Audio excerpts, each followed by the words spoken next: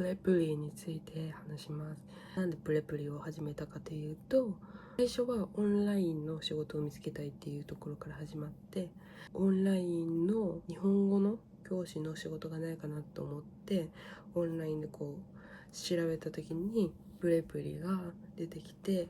で、iTalki、日本語の教師を募集していなかったので、今はプレプリでやってます。で、2025年の4月からやっていて、今は生徒が3人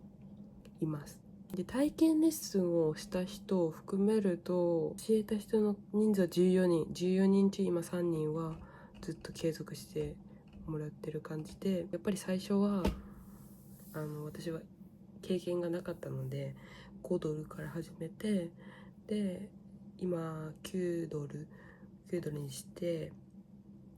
るんですけど、やっぱり9ドルだとドルでお金をもらってる人たちは、例えばアメリカとかだったら9ドルは、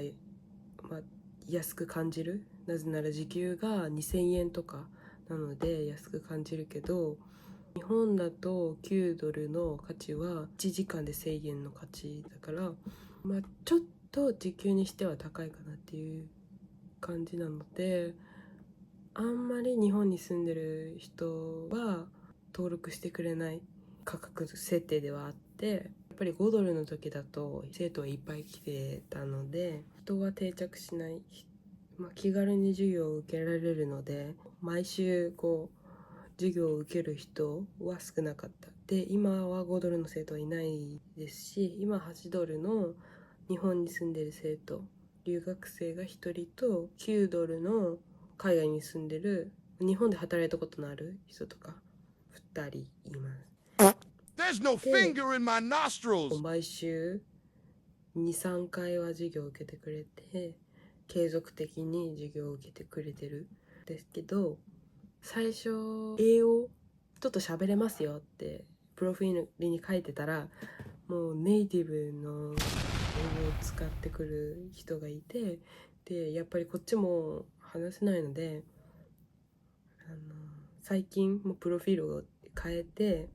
日本語の会話を中心にする授業にしてますっていうのを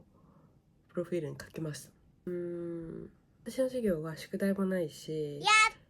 教科書も使わないので結構ラフな感じの授業にはなるんですけど、もうずっと会話してるだけなので、一番最初の始めたての1ヶ月は教科書を使ってたんですけど、つまらないっ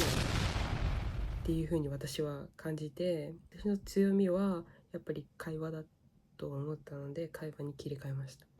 それは本当に成功したと思ってるし、ずっと続けてもらうためには楽しい授業をしないといけないと思ったので会話の授業に切り替えました。でやっぱり人それぞれレベルが違うんですけど、結構今の生徒は先生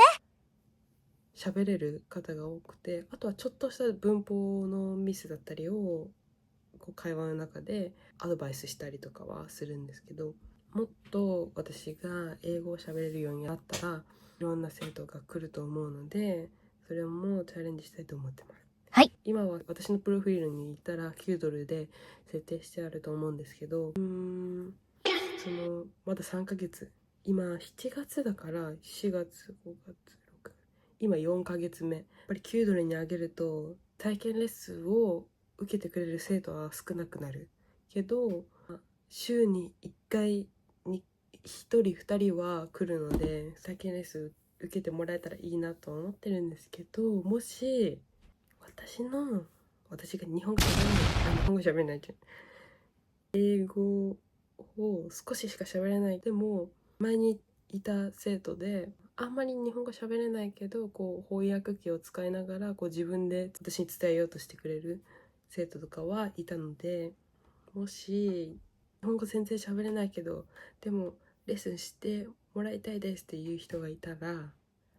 ぜひ来てください。でも日本の時間帯でやってるので、もし開けてほしい時間とかあれば言ってください。下に多分 URL を貼っとくので、もしずっと笑ってるからすごい楽しい授業だと思います。なのでぜひ来てください。何かあればコメントしてください。バイバイ。Strange here. ごめん。